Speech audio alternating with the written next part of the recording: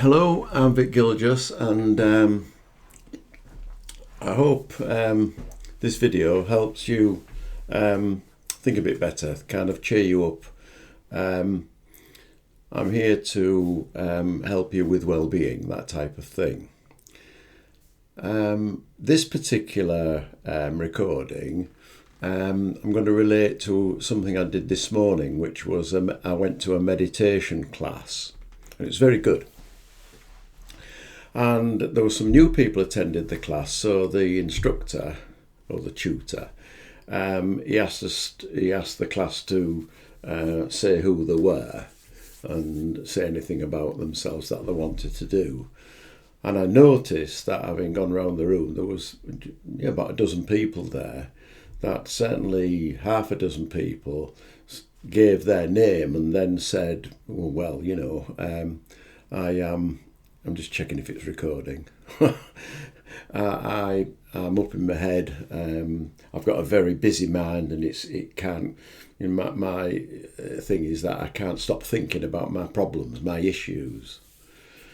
And so the tutor said, "Well, we're going to do a meditation to try and help with that, and it's a meditation about being in the now, being in the moment." And it was very good meditation, lasted about 20 minutes, and during which which did surprise me at the beginning, because he said, think of a problem or some issues that you've had in the last week or so, which is easy to do, isn't it? Which we did. And then he said, right now, change your focus from that particular issue or problem onto being in the now, being present with yourself. Now you're here, you're not with your issues, you're just in the now. And we go from now to the next now, to the next now, just settled and okay. And I think everybody enjoyed the meditation. And after the meditation, the tutor asked people to respond and say what they thought. And other people said they'd enjoyed the meditation. But one young lady in particular, she said, well, I wish it was that simple, because I can be sat in my lounge at home, and then I start thinking I don't want to be in my lounge because of some memories that I have associated with that room, and I've got to go out, otherwise I get upset. And basically what she was saying was, I don't like living in my particular house, which is terrible. It's terrible. And different people responded to what she'd said, and I responded by saying that for example, there is a couple that I know that constantly go on holidays, and I've talked to the couple, and they no sooner get back from a holiday than they've got to get off on another one, and they go on holidays and about half a dozen times a year, maybe more. They're never at home, and that's why they express the fact that they're not really happy when they're at home. They just got to get out. They've got to go abroad, and that must be very expensive for them. And so, I was saying to this young lady that can become a habit. It becomes a belief that you've got to do this, which, at the surface of it, I don't think it sounds very helpful just saying that. But I explained that what is happening, and this happens with all of us, that we can be sat there and a memory pops up into our noggin or mind, about something, a distasteful memory, and it could be associated with the room that we're in. And the mind in trying to help, will say, well, go and have a cup of coffee, get out of the room, do something else, get out of the house.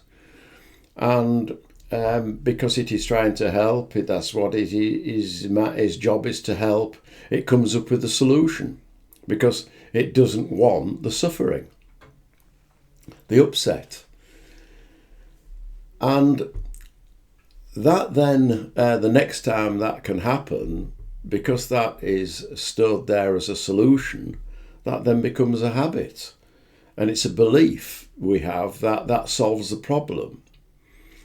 When in actual fact, it doesn't necessarily solve the problem, because we've not faced the problem. And that sounds a bit harsh, but what I mean is we've not in actual fact stayed with the upset and seen just how we go on.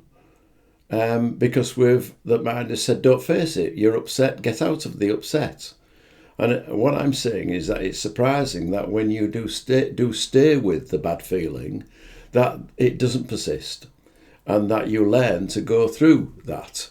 You realise that it will not persist, because what minds do is they will eventually go on to another thought.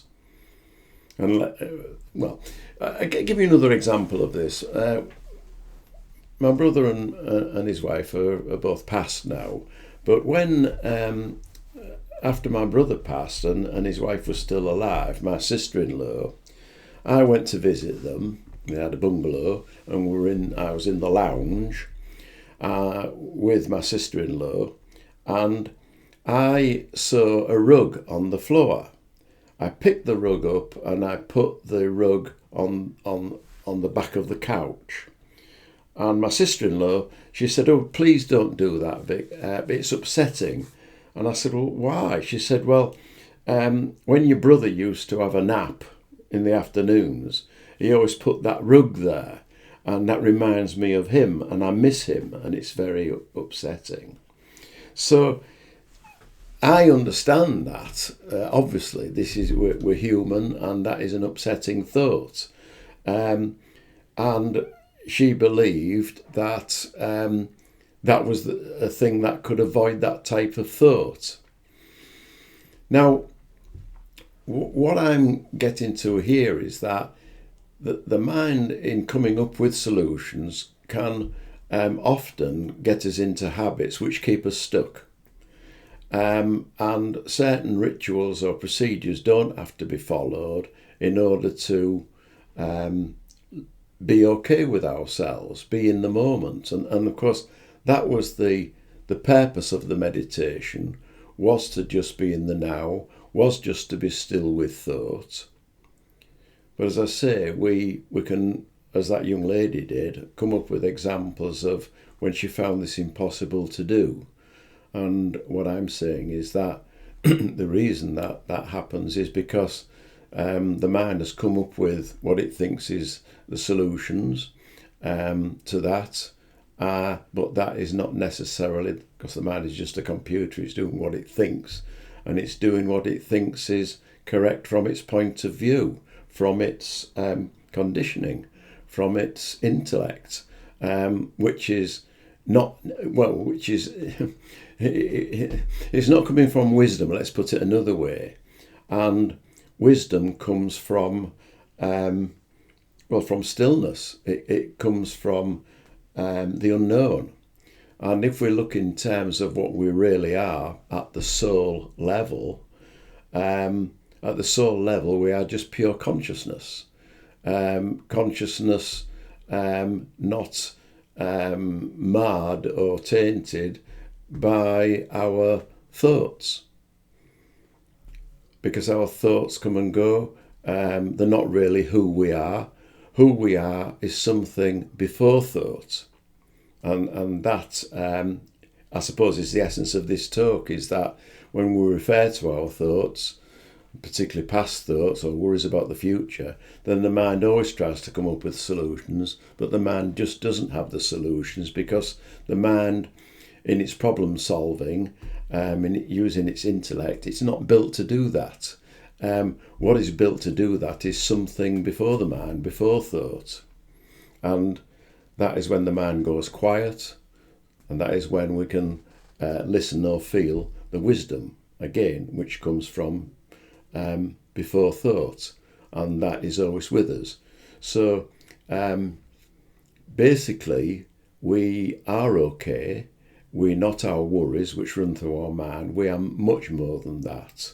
We are not that what we think we are. We are, well, as I've said, we are just, we're just pure being, pure spirit. And I know, obviously, we like to go out, we like to get out of the house and go for a cup of coffee and go on holidays, because we are spirit on legs, and spirit can't go to those places unless our legs take them. But what I am saying is that wherever we are, we've always got the ability to come back to who we really are, to where the real happiness is.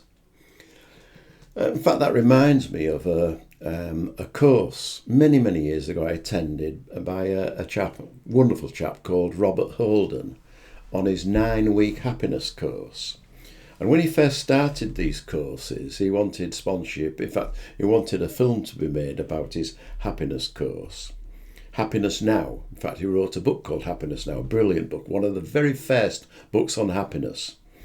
And in order for the BBC to kind of give him license to do this, what they wanted to do was some proof. And what they said to him was, well, let's look at the people who start on the course, and let's look at the people, how they are in terms of happiness when they finish the course, the 9-week course. And Robert relayed this story to us. And there was one lady on the course called Dawn, remember now, and she was deemed to be the most unhappiest person who started the course and to be the most happiest person on the course when she finished. And so there was evidence there that the course had achieved what it said on the tin. It made her happy. And the BBC interviewed this woman and said, well, Dawn, what was your main problem then? And she said, I was that unhappy with being in my house because of this, that and t'other. I moved house. And she said, I moved house 13 times, which is unbelievable, really, isn't it? She moved house 13 times to get away from memories of being in the house. And I picked up what she said was, I come to the conclusion that every time I moved, I took myself with me. And I thought that was quite profound. So what she was saying was, it wasn't the house, it wasn't my circumstances, it wasn't my surroundings, it was my thoughts about everything. And she'd realised that. And she also realised that she didn't have to torture herself like that, that there was something much more profound before thought. And that is our peace, our inner okayness, our soul. At that level, we're quite content and quite happy. We're quite happy. There's nothing to be afraid of. We are enough. And at that level, with that kind of backing that we've got from life, which has always got our back, life's energy running through us, we're okay. So I hope you benefited something from that. Probably said it all the wrong way around, but and I hope that young lady on the course got something from it as well. It was certainly a useful meditation, and it brought up many things to reflect on that. And that's why I've just basically about an hour ago come back from that and made this video. So thank you for listening. Take care. Thank you.